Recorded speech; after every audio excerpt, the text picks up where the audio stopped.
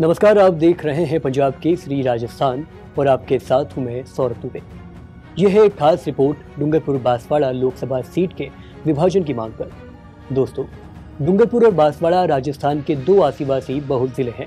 भौगोलिक रूप से अलग, सांस्कृतिक रूप से अलग और समस्याएं भी बिल्कुल अलग, लेकिन इन दोनों को पिछले कई दशकों से एक ही लोकसभा सीट में जोड़ा गया है, डूंगरपुर बांसवाड़ा लोकसभा सीट। आज सवाल ये है कि क्या अब वक्त आ गया है कि ये सीट दो हिस्सों में बांट दी जाए। दोस्तों, स्थानीय नेताओं का कहना है कि ये मांग नई नहीं है। कई बार इसे कांग्रेस, भाजपा और हाल ही में भारत आदिवासी पार्टी यानी बीएपी के नेताओं ने भी प्रत्यक्ष अप्रत्यक्ष तौर पर उठाया है।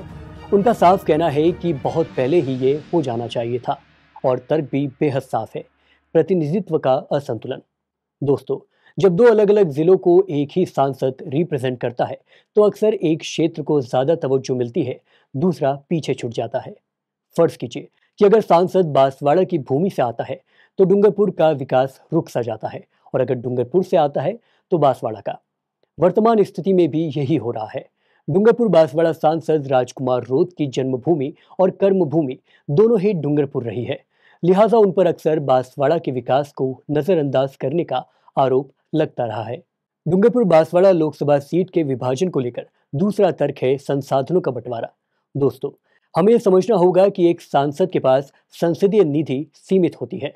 जब पूरे संसाधन दो जिलों में बढ़ते हैं तो विकास की रफ्तार धीमी हो जाती है। इसके अतिरिक्त बड़ा लोकसभा क्षेत्र होने के नाते एक जनप्रतिनिधि या सांसद हर हिस्से तक नहीं पहुंच पाता, जिससे बड़ी तादाद में जनता विकास से नदारद रह जाती है। मैंने खुद कई स्थानीय नेताओं से इस पर सिलसिले में बातचीत की है। उनका कहना है कि अगर परिसीमन होता है और दोनों जिलों को अलग अलग लोकसभा सीट मिलती है तो दोनों जगहों को अपना सांसद मिलेगा, अपनी आवाज और विकास की नई दिशा मिलेगी।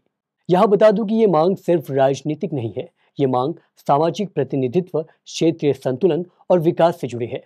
मगर सवाल ये है कि केंद्र सरकार और चुनाव आयोग इस मांग को कब गंभीरता से लेंगे। क्या अगली बार जब परिसीमन होगा तो डूंगरपुर और बांसवाड़ा को उनकी अलग पहचान और अलग सांसद मिल पाएगा? अगर ऐसा होता है तो यकीन मानिए, ये सिर्फ एक सीमांकन नहीं होगा, बल्कि डूंगरपुर और बांसवाड़ा की जनता के लिए एक नए युग की शुरुआत होगी। दोस्तों, इस अहम मुद्दे पर पंजाब केसरी राजस्थान आपके लिए लेकर आ रहा है एक खास सीरीज। कल से हर रोज हम इस मांग पर स्थानीय नेताओं, जनप्रतिनिधियों और आम जनता का मत जानने के लिए विस्तृत इंटरव्यू करेंगे।